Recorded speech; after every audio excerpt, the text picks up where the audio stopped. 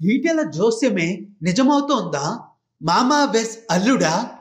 మనం ఏదిస్తే అదే తిరిగి వస్తుంది. అది మంచి అయినా చెడు అయినా. హుజూరాబాద్లో ఈటెల రాజేందర్ను ఓడించేందుకు హరీష్ రావు చేసిన ప్రయత్నాలు అన్నీ చూశాం.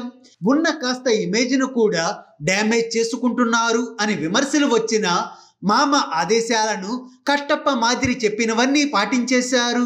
తీరా రిజల్ట్ చూశాక ప్రగతి భవన్ షేక్ అయిన పరిస్థితి. అయితే ఉప ఎన్నిక సమయంలో ఈటెల రాజేందర్ పదే పదే చెప్పింది ఒకటే, నెక్స్ట్ కేసీఆర్ టార్గెట్ హరీష్ రావే. ఎన్నో ఏళ్ల నుంచి కేసీఆర్ను దగ్గరగా చూసిన అనుభవంతో ఈటెల రాజేందర్ చెప్పిన ఆ మాటే ఇప్పుడు నిజం అయ్యే సంకేతాలు కనిపిస్తున్నాయి. తాజాగా హరీష్ రావుకు ఆరోగ్య శాఖ కట్టబెట్టారు కేసీఆర్. దీనిపై పొలిటికల్ సర్కిల్లో ఒకటే చర్చ. అచ్చిరాని ఆరోగ్య శాఖను హరీష్ రావుకు ఇవ్వడం చూస్తుంటే పొగబెట్టే కార్యక్రమం మొదలయ్యింది అని అనుకుంటున్నారు. నిజానికి తెలంగాణలో ఆరోగ్య శాఖ గండంగా మారింది. ఆ శాఖను ఎవరు చూసుకున్నా పదవి గండం, పార్టీ గండం తప్పదు. దీనికి గతంలో పనిచేసిన వారే నిదర్శనం. తెలంగాణ రాష్ట్రం ఏర్పడిన తరువాత మొదటి హెల్త్ మినిస్టర్గా తాడికొండ రాజయ్యను ఎన్నుకున్నారు కేసీఆర్. ఆయన ఉప ముఖ్యమంత్రిగా ఉంటూ వైద్య శాఖను చూసుకున్నారు.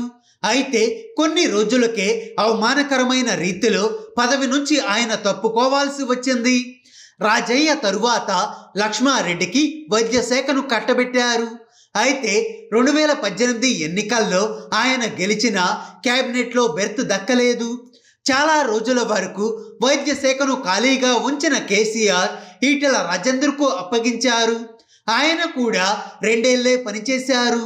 ఇంతకు ముందు చేసిన వారిలా కాకుండా ఈటెల రాజేందర్ అయితే ఏకంగా పార్టీ నుంచే బయటకు వెళ్లాల్సి వచ్చింది. దీంతో వైద్య శాఖ పెద్ద ఐరన్ లెగ్ శాఖగా మారింది అనే చర్చ రాష్ట్ర వ్యాప్తంగా జరుగుతోంది. హరీష్ రావు, ఈటెల రాజేందర్ మంచి స్నేహితులు. టీఆర్ఎస్ పార్టీ కోసం ఎంతో కష్టపడ్డారు. కానీ కేసీఆర్ చర్యల వల్ల తామిద్దరం ఎన్నోసార్లు బాధపడ్డాము అని ఏడ్చిన సందర్భాలు కూడా ఉన్నాయి అనేది ఈటెల రాజేందర్ చెప్తున్న మాట.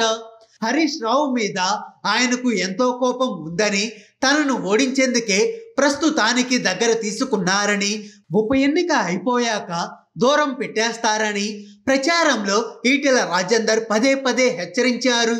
ఇప్పుడు ఆయన మాటలే నిజమయ్యేలా కనిపిస్తున్నాయి అని రాజకీయ విశ్లేషకులు అంటున్నారు. హరీష్ రావుకు కావాలనే అచ్చిరాని ఆరోగ్య శాఖను ఇచ్చారు అని వారు చెప్తున్నారు.